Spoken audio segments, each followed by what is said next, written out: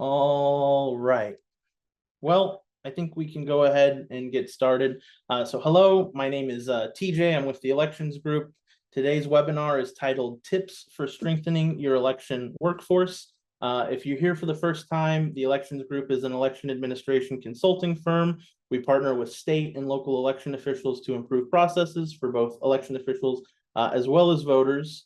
A little housekeeping note before we begin today's webinar, the Q&A feature is open for you all to ask questions. We'll have a dedicated Q&A section toward the end, hopefully, with time. If your question does not get answered, or if you have any other questions for the elections group, I encourage you to follow up via email to support@electionsgroup.com. Again, that is support@electionsgroup.com. We're really fortunate today to have two really outstanding guests on screen to tell us more about their work related to election worker recruitment, what works, what doesn't work, how to retain folks, how to keep your workforce robust. This larger series of webinars that we're doing at the elections group was born out of the Bipartisan Policy Center's Election Workforce Advisory Council, as well as the Election Science Reform and Administration Conference, which is hosted annually by a group of researchers and was just recently held at the University of Southern California. As we all know, or as all of the election officials on the call know, everybody's always trying to improve their hiring practices, trying to keep good folks, trying to get more good folks to participate in this process. And really the foundation of any election is the people who work the people who work it. So we're really excited to have both Lynn Handy, who is a senior fellow with the Center for Democracy and Civic Engagement at the University of Maryland, as well as Mike Hanmer, who is the Michael Miller Endowed Faculty Fellow in Government and Politics at the University of Maryland, and he is the director of the Center for Democracy and Civic Engagement. Lynn, Mike, thank you so much for joining us today. I'm gonna turn it over to Lynn, I think, to take it away, maybe with a little bit more of an intro, but I know you guys have a presentation, and then we'll follow up with some questions from our team. Thanks, Hello, Lynn. thank you. Thank you so much for a wonderful introduction, TJ. It's a pleasure to be here. Before we get started, I would love to see where everyone is coming from. So if you're interested, just drop in the chat and share with us where you guys are coming from. So like what state, what county. We'd love to hear from each of you to kind of see where, all right, Howe County, Georgia, Northeast Pennsylvania, King County, Washington, Cecil County, Maryland. Hey, your neighbors. All right. College Park, also very, very close. Santa Fe County, New Mexico. They're all coming in super fast. So this is great. We got Michigan, Louisiana, California, Tennessee, and a very good representation of Maryland. I'm loving this. All right. Welcome, welcome, welcome. I mean, this is a pretty good kind of rundown of our entire country. I'm trying to see if we have any Midwesterners. We got Wisconsin. Is Wisconsin considered Midwest? Okay. All right. So I want to get my geography right. All right. Well, welcome all, Wyoming, Virginia. Welcome everyone to this. It's such an honor to be with all of you. Lynn, I'll go ahead. If you want to just get started, I can pull up the slides for you. All right, so we are going to be describing a pilot project known as the Maryland Election Recruitment Initiative that we did this spring in the state of Maryland. So I'm going to hand it over to Michael so he can kind of do the quick introduction on the first page as. Great, thank you. I'm really excited to be here. I want to thank TJ and the team at the elections group for this opportunity. I also want to thank Democracy Fund who has supported our work. And so before getting into some of the details of the project, I want to talk a little bit about our overall approach, which is focused on conducting research as part of a larger service and community engagement process. And an essential first ingredient for us is a shift from what you might think of as the usual mindset of a research endeavor. So TJ, yeah, perfect. This is the right slide. Yeah. So with our approach, partners such as election officials, members of the public, other stakeholders are seen as full collaborators in the process and not as research subjects. And we think this is an important way to frame and situate the work because it produces better results. Next, our work provides a service to our core partners. As a team, we're laser focused on helping to solve real world problems for election officials. And we achieve this goal by partnering directly with local and state elections offices to provide low risk pilot opportunities so that we can test new ideas and address an ongoing need. And this is especially important during an election year when election officials are already under severe time constraints and in pressure. And then the final essential ingredient is that we establish a team of engaged professionals who have real world experience. So we're informing the research and service from lived experience and not just academic theories, right? There's lots of things that I don't know because I have not been an election official or recruited people for public service. And that's why we bring in a great team. Lynn is leading the efforts on that. For this project. Moving now to some of the specifics of our work on election talent. So next slide, TJ. Yeah, perfect. Oh, no, the one before that. One of the key first steps for us was conducting a literature review on public workforce recruitment so that we can help synthesize ideas and inform our work. And there's lots of great insights from this area, but three things really stood out to us. The first one was that the language of the job ad matters a great deal. And this matters both for growing the pool of potential applicants and also matching the workforce with the community so that you have descriptive representation. The second one is that we know that from a lot of research that appeals to public service motivation work, and that's really important, but those appeals don't necessarily work for everybody. And so that's something to think about as we move from recruitment to retention, especially. And then the final thing that I want to highlight is that a candidate-centered approach is essential for recruiting top talent. And so now I'll turn things over to Lynn, who will talk more about the specifics of the project. Awesome. All right. So yeah, let's head into the next slide. Perfect. So my name is Lynn Handy. I am a senior fellow. I'm also have extensive experience in public service recruitment. And so we have kind of designed what we call the ad talent model. So we think it's very important across any recruitment cycle that you really consider these three things when you're in a recruitment cycle. It's important to acknowledge humanity. We feel that, everyone here probably has had a friend or someone who has been ghosted in a recruitment process and has felt terrible. It's awful. So we really emphasize the importance of just acknowledging humanity of the person who's on the other side of the application process through every step of the way. Also, applicants to advocates. I think oftentimes people are thinking, okay, I need to get this person, get them onboarded, but every person who comes through your recruitment process, even if they aren't hired, has an opportunity to become an advocate for your work. And that's by acknowledging their humanity, giving them positive messages of reinforcement, even if they end up not being hired. And then democratizing technology. Really strive to use technology to remove barriers to entry for making recruitment and application processes as transparent, inclusive, and accessible as possible. All right, so our ad approach here was the ad that we ran alongside in parallel with a lot of different recruitment efforts that were happening simultaneously in Maryland in preparation for the primary.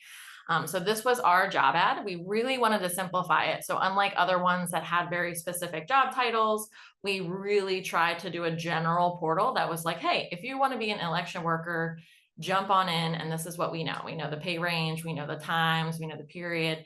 And we set this up in a very small period of time. I think we had about a week before we launched the portal and people were already being onboarded. So we were kind of this like final stretch of really helping to get final applicants into the temp workforce. But as you can see, we really kind of focused on positive messaging in the beginning and the importance of our election workforce. All right, so the pilot. We had two different things. We deployed what we call an ethical secret shopper, which was a candidate who was deployed to go through the entire process. So we were just this front portal, but then we deployed two the temp agency that was also onboarding. So we deployed a candidate who actually went through the entire process. So they got onboarded by the temp agency, and then they went in and they were a temp worker for the Baltimore City Board of Elections. And then we also did the open door portal. We designed a new portal using an out-of-the-box applicant tracking system. I call it out of the box because it's a very affordable, really high level like system. It's super easy to use. It's like $135 a month. You can like see your resumes, you can do rubrics, you can do questions, you can send text messages. So we use that portal to really build a candidate-centric process. So as you can see, our number of applicants in a very short period was 131, hired or onboarded. Since we don't control the hiring and onboarding in this pilot, we hit 15. They were all 131 were sent to the temp agency. And the feedback from the temp team was, hey, every single one of your applicants were incredibly strong. They showed up on time, they executed in the role, they were very positive throughout the entire experience. So we felt really confident in that our candidates were really strong. And then interested in November, we pretty much asked this question. The goal of this portal was not so much about just this temp, just this opportunity, but like, hey, how can we start building pipelines to full-time work to the November election? So we asked the question, would you like to stay in the portal through November? And almost 90% of the applicants said, yes, please keep me in the pipeline, keep engaging with me, and I'd love to learn about more opportunities. Next slide. Okay, so here's an example of a couple of sample candidates. I get very excited about the people behind all of these portals. So one person that we had kind of brought a diverse professional experience, including serving as a flight attendant. She was really excited about the opportunity to support the 2024 election efforts. And she had extensive customer service experience, which we really emphasize in the job ad. Like, we want you to have customer service experience. We want you to be comfortable working with the public. And if you think about it, someone who has been a flight attendant has extensive experience in managing the public. And then the second was someone who was a recent graduate with a degree in political science and currently worked in a supply warehouse. So again, like an interesting combination of skills that really applied well. And he worked for a full week with the election team building, and his experience was just really resonated with all of us, because it was actually, even though he went to school for political science, it was his first time doing public service work. And he said, this is the first time I like did a job that I realized I was actually helping the greater good. I was helping my society, I was helping my community. And he says it just kind of really changed his perspective on future workforce. So even that one person, he spent 1 week, potentially really kind of changed the trajectory of how he looks at work moving forward. So avenues of opportunity, candidate-centric recruitment process, lead with gratitude and appreciation, and tracking the successful hiring pipelines and expanding them, because you want that big funnel to be as big as possible, but how are you tracking where the strongest applicants are coming from? I think it's really important to do that throughout your process. And the role of the temp workers, tracking their experiences through an easy survey question could be really beneficial. How did it go for them? Did they come out champions of your work? If not, what are things you can do to work on that? And then also adding public service motivation messaging to job ads. So if you haven't already, adding something that says, hey, you're going to be a part of something that's nonpartisan, that's apolitical, but also super important to count every person's vote. And we would love to connect. So if you want to learn more about this, my team is also called Our Lived Experience. So if you have any interest, we're going to be sharing at the end of this webinar also how we're expanding this pilot. And if you were interested in having it in your jurisdiction, love to have you.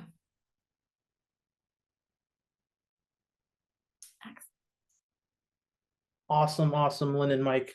I know I have a few questions, so if we can get to those, and then folks in the audience, if you have questions as we go, please put those in the Q&A, and we'll sprinkle them in as we can. My first question, both to Lynn and Mike, I know this focuses on temporary workers, so folks who may be working in a warehouse, who may be doing clerical work related to voter registration or petitions.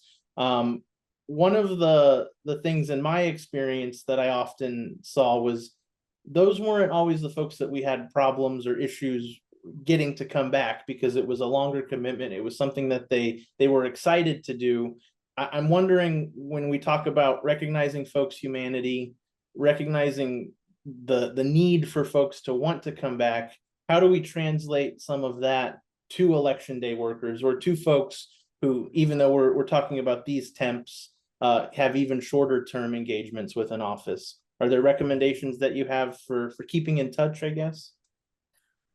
So are you thinking specifically like a poll workers, so people who Yes. are, yes, okay, so I think one of the biggest, because poll workers to me is kind of a cross between both like a hire, they do have a stipend, but really they're also kind of volunteers, like they're showing up in a volunteer capacity.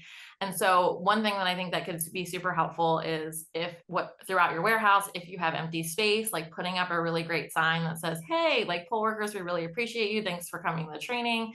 Thanks so much for being a part of this election process. Seeing that positive like gratitude and just like popping up a sign can, just be a super easy lift, but really engage people. And in my previous role, I engaged about like 150 volunteers per year. And so that kind of like feedback is super, super important. And you can also send that survey after their experience that day. Like, how did it go for you? What did you expect? What was unexpected? It can be literally a one question, and you can gain a lot of insight on how things are going. Amazing. I think to that question about surveys, I want to tie it back to one of the tools that I know you use, and I'm going to put in the chat a link to something that we all put together related to your work. But I think it was called Workable, was how you get applications out, how you get folks to get interested.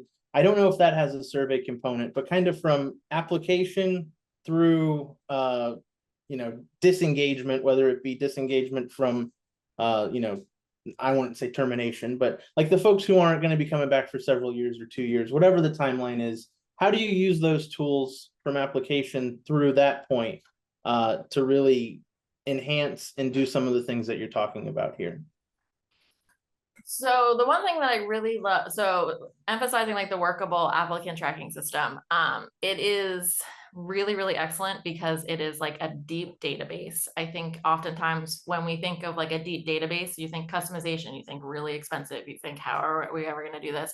And what has happened in like the private sector is that these affordable, like $150 a month tracking systems are super robust, and they do have embedded surveys. And you are able to not only have, like, if you're managing your entire workforce in there, you can be able to tag and identify and flag as rock stars and say hashtag rock star, like this is how we engage them, and set like separate email lists to keep them engaged through the process. For us in the portal that we're currently using, we're using it as a way to push full-time election roles, to let people know that they're available. As we know, it can be really decentralized and hard for people to see that there's actually a lot of full-time opportunity. So we're pushing that, as well as like hosting a webinar in preparation for the November election. And all those people have been in our portal for at least 3-4 months. Sorry. Mike, I know you come at this work from a different angle, but I'm wondering if you have anything to add on any of the questions that we've asked, or to that one specifically. No, I mean, I think one of the things that you just want to constantly be thinking about, I think, is, how can you keep people engaged, and sometimes it is just a simple note to remind them. That's easier said than done, but again, having the database and keeping that information on hand allows you to do that. And so it's great to be able to use the technology to help with that.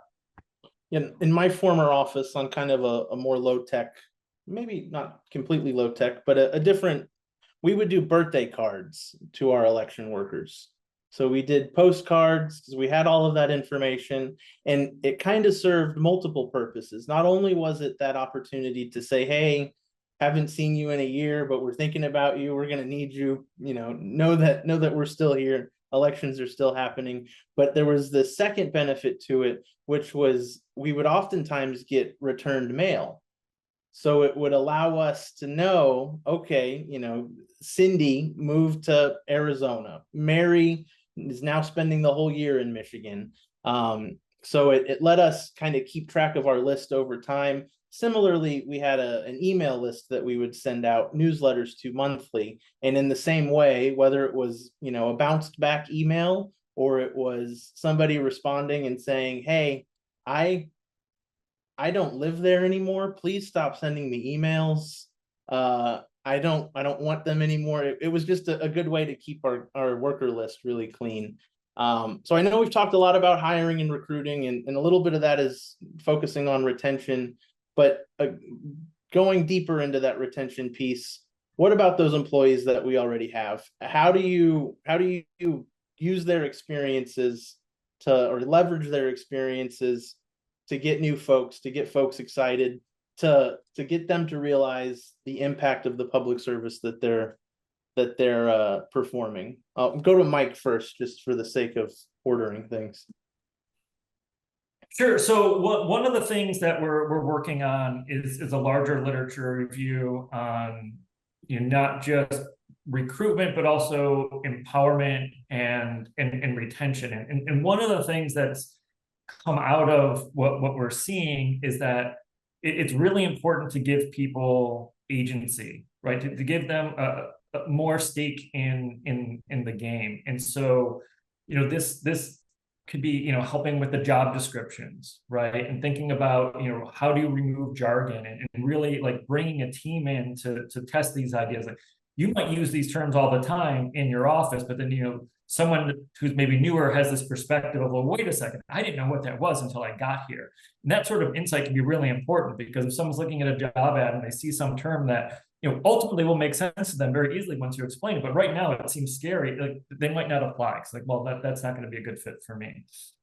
Also, I think leveraging networks of recruitment is really important. Just keeping in mind that, everybody in the office, has a life outside of that office and networks with, their community, and they might have friends or family members or even just associate, parents from the soccer team that you were talking of, with that could be recruited into some of these positions.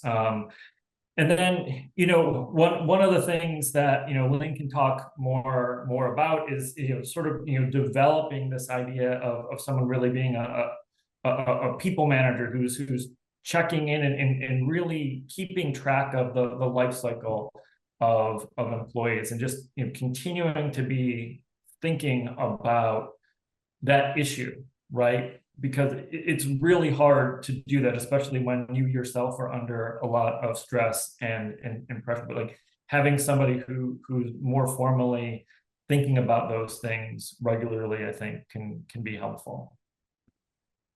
Lynn? Yeah, I think when you think about the employee life cycle, there's definitely not an emphasis on like offboarding. And I think it's really important that it's documented and that you like go into it in a really objective way and give space to collect that information, because I think offboarding is really important information and also can help you with your next round. I think all of this is like continuous improvement. We're dealing with humans, like nothing is perfect and there can be mistakes along the way, but being able to document and help that next person not make the same mistakes is, I think, really fruitful. To that point, Lynn, I remember, and I think that all of the election officials on the call are familiar with this, but in terms of the election employee or the election worker life cycle, we oftentimes have folks who are coming in, they're recently retired, they're, now have time, and then whether they are able to work with us for 10, 20, 30, sometimes even 40 years, you see examples of election workers. And this one's definitely off the cuff. It's not in our prepared questions. So if you don't have anything for this, but understanding that many of those folks get to a point in their lives where doing this work is no longer possible for them, and whether they recognize that on their own or, are more prodded with that information, how would you approach that life cycle question of getting folks toward the end of their time with an election office and really honoring their commitment, honoring their humanity? I just know that that's something that we're all probably, the election officials or former election officials are so familiar with, and it's so hard. I just don't know if you have any good advice for us on that.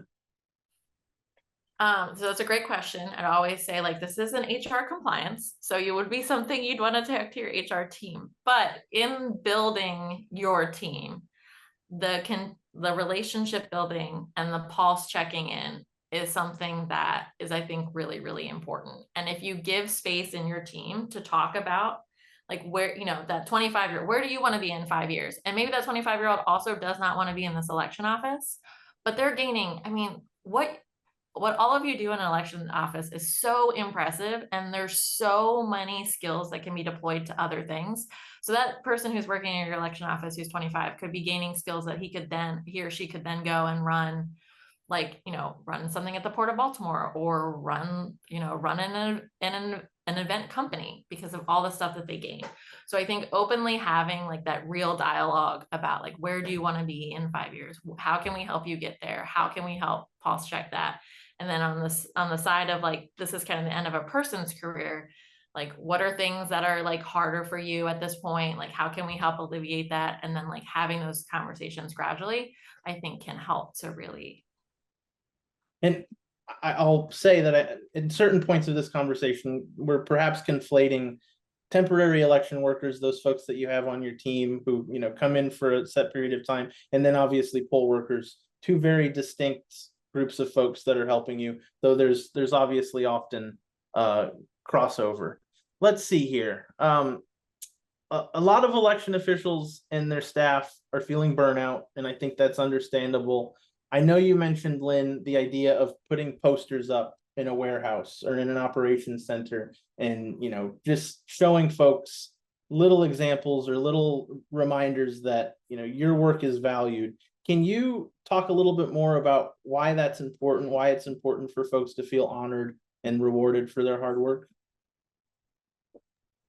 Well, I'm going to start by saying a quick thank you to everyone who's on this call. As an American citizen, I am truly appreciative that you have answered the call to help with our elections every year over year. I know it's a very difficult job, and I know it's a very thankless job. So I just do want to say that I'm greatly appreciated and honored to just be with all of you, because being in public service can be really, really challenging. So you guys deserve so much more than I know that you have every day. But beyond that, yeah, I think the birthday cards is perfect. I think it's like recognizing humanity, like being there in a way that really humanizes the entire effort, because it can be really overwhelming. The sprint that you're going through can make it very easy to not pause, but just giving breaks to that, and the gratitude and the welcoming, I think is just, and even it's, as we talked about, like text messages, any system that you have, your immediate follow-up is just includes a signature of like, thank you, we appreciate your efforts, you know, can go a long way. Mike, anything to add on that? I think through your role, Mike, you may have a wider view of public service as a whole than some of the folks who are participating. So I don't know if you have anything to add just in general on that question. Yes, so this is a really important question, and I honestly don't think we understand just how important it is. You know, one of the things that I've really learned from this process in working with Lynn and Allison McLaughlin, who's, you know, a former election official who's on our team, is that we don't have a lot of good research on burnout among election officials, but we think there's lessons from other lines of work that we can draw on. We're working on that as part of our you know, set of deliverables. But you know, in the short term, really just, you know, reminding people about the importance of the work, and showing that appreciation, as Lynn said, and then just being mindful that, you know, health and well-being matters. It matters for you know, how the work's going to get done, and how you're able to navigate, you know, the other parts of your life, and just sort of stopping and recognizing that isn't going to solve the problem, but it's a really important early step, I think.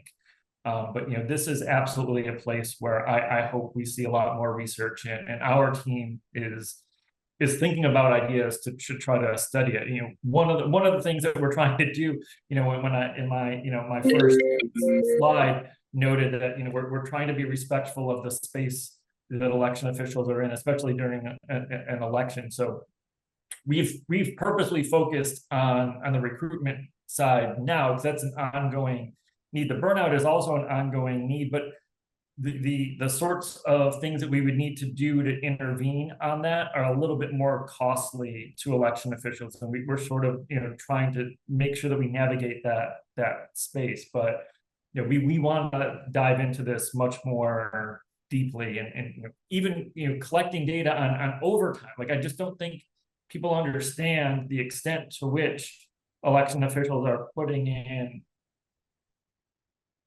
tons and tons of hours under high pressure and really really severe deadlines, right? Like, just the deadlines here matter enormously in ways that they don't for a lot of other jobs, and getting a handle on some of that basic data is something we haven't even done yet.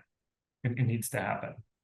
Yeah, I know in our work, we've seen election officials or examples of election officials who, not just in the weeks leading up to an election when it may be expected, but we're talking about all year long are working 60, 70, 80-hour weeks, understanding that for many folks within clerks' offices, elections are just one part of their job. It may be that you have a wide array of responsibilities that go beyond that. So that's definitely something that we've seen. I see in the Q&A, and I encourage folks to ask questions as we are on to this latter half of the webinar, but I see in the Q&A we have someone who said our clerk's office has provided signed certificates of appreciation to election judges for 5, 10, and 15 years of service, and include a pin to keep them coming back. My own experience with the pins is that people love them. And I'm talking about the small enamel pins. You can do them for each election, or some of them have bars where you can add, 1 year of service, 5 years of service. I was dubious of them, I think, initially, but seeing how excited and how much folks just want to make sure they get their pin, I think is just a small example of something that you can do to really nudge people toward wanting to continue and wanting to come back. Lynn, I want to mention one thing, which I know is in that document that I shared in the chat, the Net Promoter Score. I would love to hear more about this, and I think how election officials or election offices can use that concept, not just in their temporary worker recruitment, but also poll worker recruitment, full-time recruitment. Like, what does that look like, and what does it look like when it's done effectively? Yeah, that's a great question. So the Net Promoter Score, if you're not familiar, is you've seen it a million times. You just didn't know you've seen it. So it's pretty much the 0 to 10. Like, would you recommend this experience? Would you recommend this business, this restaurant to a friend or colleague? And it's a 0 to 10 score. And so you can shape it for your workforce. Like, would you recommend this, this temp worker experience to others? And then they make a score. And then if you just Google online, you can easily find a way to actually track how you're doing. And it pretty much, like, if you're a 9 to 10, that means you're like super, super, superstar. Anything above 0 is great. So I think sometimes when you're collecting data, you're nervous, like, well, what if everybody says it's bad? There's nothing wrong. It's a scale for you. And so you can build a scale from there. But it will also give them an opportunity. You usually say, what, like, tell me more about the score, like, very open-ended. And what you'll find is people will really provide really great feedback on, like, this is what I would like to see. And maybe it's small, maybe it's big, but it can be a really strong, like, both qualitative and quantitative number that you can also use to hopefully convince other people outside your office of different resources that you might need, or flagging issues in a process when you feel like you're trying to explain it to someone, but no one can hear it. Like, that score across a large amount of people can really help to drive change in your organization. Awesome. Thinking about that flyer, we've talked about this is what this webinar is about, but that flyer has 5 different challenges. As we're thinking about those 5, both Lynn and Mike, like, if I'm an election official and I know I want to make things better for my workers tomorrow, like, what's the first thing that I do? Like, how do I take that, first bite of the larger elephant in improving my election worker recruitment retention strategies? I would start by asking how things are going with your staff, especially the people who are leading right now, the temp onboarding and stuff along those lines. Like, what are their biggest challenges and current like successes they're seeing, and how you can like just step in and support in this final countdown. I think can be, you know, just really having like that conversation directly with your team. Mike, anything to add on to that? No, I agree with that. And again, to me, that sort of fits into, you know, this wider idea of, you know, recognizing that you're not alone. And I think that's really important, both within offices to really have this idea like we're in this together, but then also across, right? Like there's so many shared experiences. And so I know, you know, it can get time consuming to be part of affinity groups and things, but I think that can be a really important support structure for a lot of people. And you know, I know that there's some really great work being done to try to establish more of those and support them. And so I think that, you know, that insight from Lynn, you know, I think is really important. Yeah, I think this will lead into a question, but putting back, you know, my former election official hat on, to me, if I'm short, my former jurisdiction, we needed about 800 workers. If at this point, a month and a half before the primary, 4 months before the general, if I'm feeling like I'm not going to have enough people, then I think the big thing, or the first thing I would do, I would eat up all of this advice if I were still in an election office, as I'm eating it up post being in one. But the first thing I would do is change how I talk about the jobs. So my mind goes to poll worker recruitment, obviously. But I'm just thinking like I'd sign up for Workable tomorrow or today. I'd basically copy the advice that you guys have for how to talk about those jobs. And then I would just push everything out as wide as Workable will allow me to. Because I was really, having listened to you guys' research previously, I was so impressed by the capabilities that you guys have found through that. So I'm wondering do you think that that's right? Do you think that the work that you've done in Maryland, or the work that you've piloted in Maryland, is you can basically copy paste and cross your fingers? And like, what's your take on that? Well, I have like two takes. So first, I think I love that, like you see value in what we're doing. So and second is when we go back to measurements, one of the biggest things in recruitment is you have to hit 4 times the amount of people like in that top funnel that will actually get into your. So sometimes if you actually put a tracker that's much larger, so like you're like, I have to hire 800 workers, like 4 times that, I have to hit that many people. It helps your mind understand like, wow, my recruitment effort is going to have to be really strong. And you know, as I mentioned before, you guys are faced with like, you guys are incredible experts of recruitment already, because you were doing some of the hardest public service recruitment like around. You're preparing for a massive scale event across your jurisdiction. You have to hire and onboard close to the amount of time to execute this huge thing. So not only do you have to hit 4 times, but then you have a fallout of 20 to 30%. And so that always happens, that last fallout of the last week. And so also preparing for that. So again, if you're putting those numbers up in like big picture, it can help you think through it. And then, yeah, the Workable, that's kind of why we really want to talk about it. We're going to be sending an NPS score. So we want to hear from you guys about how this webinar went for you at the end of this call, but we'll also have an opportunity to also actually provide this portal for you in your community, because we think, you know, with small little tweaks, we can help you do it at no cost and help you, you know, just get through this current election cycle.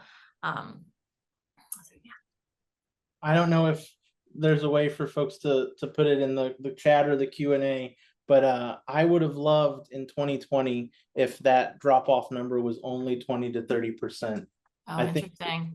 Amazing. Like I think the shared experience that those folks who worked the election in 2020, like so many people, you know, understandably afraid to work. But it was interesting because I think as time went on and folks realized the importance of working the election, and this is, I think, kind of a prover of what you all are talking about, realize the importance of working through the pandemic. the recruitment became 10 times easier than it had ever been. So we would put something out and immediately we'd have, dozens of people saying, I'm there, whatever you need, I want to do it. I want to help with this process. I know how important it is. Bipartisan. It was really, really beautiful. And I know that many folks on this call likely have similar experiences. All right. So I don't know if this will be the last question. I do encourage folks to go in the Q&A to ask questions. But Lynn and Mike first, what kind of future research would you like to see that would build on your work, or what are some of the things that you all are already doing? Yeah, thanks so much for asking that. I think there's a ton of research that still needs to be done. We've learned a lot from the literature, but most of that is focused on other public service areas, and so there are some things that I think might be very specific to the elections workforce that we want to keep in mind. I think sort of one of the biggest holes to really think about for the long term is this issue of burnout that I talked about already. But one of the other big things that I think is missing that is relatively straightforward to start addressing is that we need to systematically gather more information about the full set of people who are in the elections workforce. Right now, most of the research is focused on the people who are leading offices. So secretaries of state, other heads of state boards, and then directors, and then poll workers. There's so many more people that are involved that we just haven't done a lot of research on. So I think it's a really important thing to do. I think we also need to think about how do we really engage with a lot of the temp workers and get them to think about longer term positions. We've heard anecdotally that a lot of people that are in elections sort of got there accidentally. How could we start to change that? That's not a model that you would describe as the ideal for sustaining people in a really crucial job.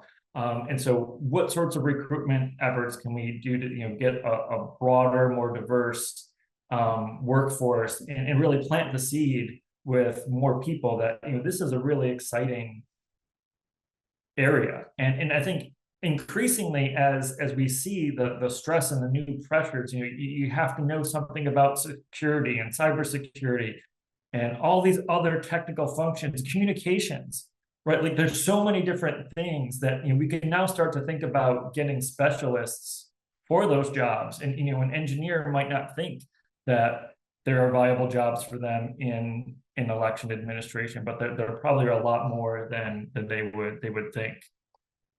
I think also one of the things that is really interesting that we're also working on is some of the issues with messaging and trying to recruit different groups, and so one of the groups that regularly comes up in conversation because they're usually part of many communities, and they already have this public service motivation built in, and this really diverse skill set is military veterans and their family members. How can we engage that community more? And so one of the things that we're looking at is does messaging about recruiting military veterans and their family members help build trust? Because that might be a very straightforward way to just alleviate some of the tension that we're seeing around the election administration process. Lynn, head to you on what's next. What are you looking at now? I will say to Mike's point about veterans, I know that Vet the Vote, I hope everybody on the call is familiar with that organization. They've done excellent work. Two folks on our team work closely with them. So yeah, that's an excellent example, Mike. And I know that it's something that, really smart and thoughtful people are working on. So that's encouraging. Sorry, go ahead, Lynn. And I also appreciated Anthony just shared with us from Wacomico County, Maryland, that like veterans were huge for his, that so many of our returning veterans wanted to fill in those few slots in 2020. And they were like true patriots and came to came to the rescue of their community. So that's just another like really great example. Yeah, I think for us really diving into how we build that pipeline, like really identifying what's working now, like people who have gotten into election workers who have high level of retention in their offices, learning from them, like, hey, how are you doing this? Like, how are you doing this? How can we share this with other jurisdictions to learn from you? Because again, there's amazing experts in the field right now that are doing this work and this innovative work. So we really want to highlight and bring that and elevate it. As well as really flagging that like often temp workers, I've been actually very surprised at how often temp workers are actually turned into full-time roles at election officials. So how do we make that pipeline really robust and really celebrate it? That like, yeah, your temp to hire is actually a great recruitment strategy. How do you build your temp to hire in a way that actually really eases it? So for example, Lisa in Polk County, Florida, she actually has onboarding as part of her temp budget. She has like hours to onboard people to become full-time. So those are kind of strategies that we really like to elevate. Amazing. Lynn, I know you had that question. I put it in the chat as you were talking. Want to hear from folks, and we'll continue to as we go to respond to things. But to everybody in the audience, what innovations or best practices have you used in your recruitment process? We just had one person put in the Q&A that they've done press releases to get out to the public to recruit poll workers and election judges, explaining what their important role is and how to take part in that. So that's certainly a great example, but please, folks, continue to add on to that. Lynn, Mike, we have just a few minutes left. Audience, you guys have the ability to ask questions, but I do want to start with you all, Lynn and Mike. Final thoughts, final questions, final anything to get us toward the end of this. And I see in Gretchen Coleman has said our current poll workers are our best ambassadors. They're great at recruiting friends and family. Amazing. Start with you, Lynn, on finishing up. Well, now I want to ask another question of the audience. So beyond just your innovations, like please share like how you ended up in your role. Like, was it like, how did you get into your role? Was it an open application? Were you a poll worker?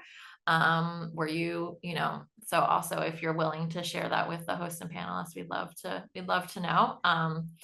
Because it's amazing. It's amazing that you found it. We're lucky to have you. And so we'd love to see that as well.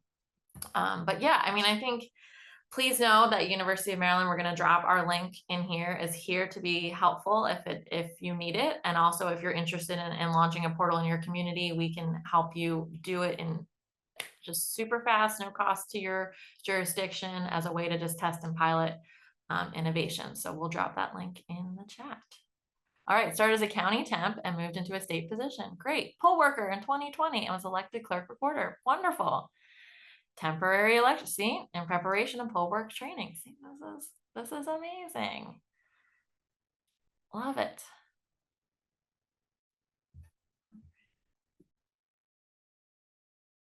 Mike, you have anything as we get toward the end, the final thoughts?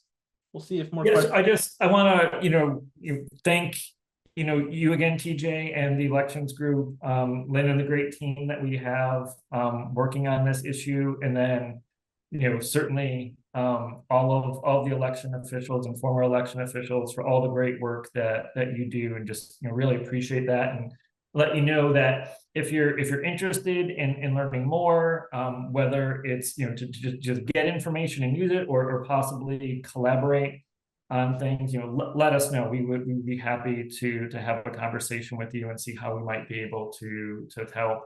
Either in the short term as we build up to this next election, or over the long term.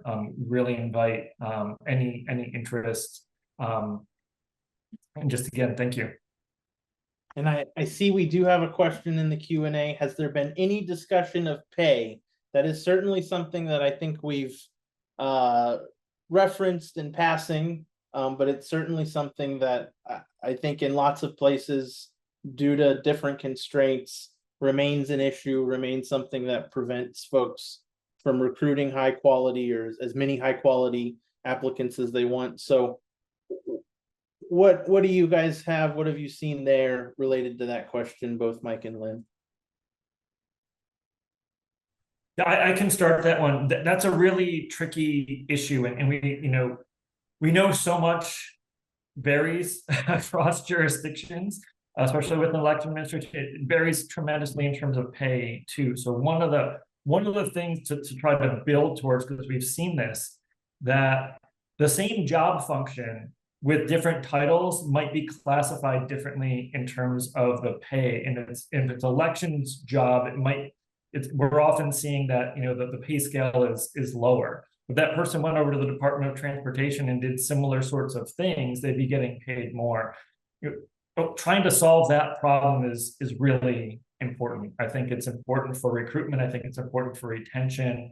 One of the things I didn't talk about earlier too about research is like the connection between recruitment and retention. We know that those are connected, but we need more research on that too. This is maybe one way where you might really see that connection come through. If we can get some corrections to some of the classifications, that could go a long way. And again, it goes back to what Lynn was saying earlier about, I don't know exactly how to pitch that, but like when you're pitching that from this human-centered approach, like we want people to be happy and productive and satisfied in their jobs. And when there are glaring discrepancies just based on the job title that's leading to a lower pay scale, that can be extraordinarily frustrating. And we shouldn't be surprised when people are leaving in those sorts of situations, and there should be ways to fix it. And so working towards that is something that I certainly hope we see going forward. Excellent. Lynn, any thoughts on pay? It's a very large question, and it's breaking up by different aspects of the election workforce. I think one thing that we saw like on the ground is definitely differentiations between like counties. So one county is offering exceptionally more, and then it becomes very tricky for the county next door. So I think that is one of the things that is super difficult to navigate, and having open conversation and dialogue about how aligning so that you're kind of a united front across the state, I think can be very helpful.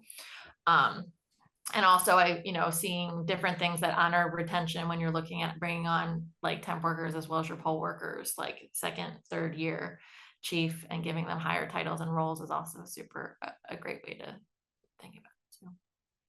That's excellent. Well, I think we're at the end. We don't have any additional questions in the Q&A. I do want to thank both Mike and Lynn for taking the time both to do this, to be on this webinar with us, but also for all the time that you've put into the work that you're doing. We're really excited about seeing additional examples of election offices that are putting it into practice. We encourage folks, if you have any questions or if you want to get in touch with us, reach out to us at support@electionsgroup.com. We'll send a thank you email following this. Thank you so much to everybody. Thank you to all of our participants, and we look forward to seeing you on our next webinar in 2 weeks for this series. Thank you and have a great one.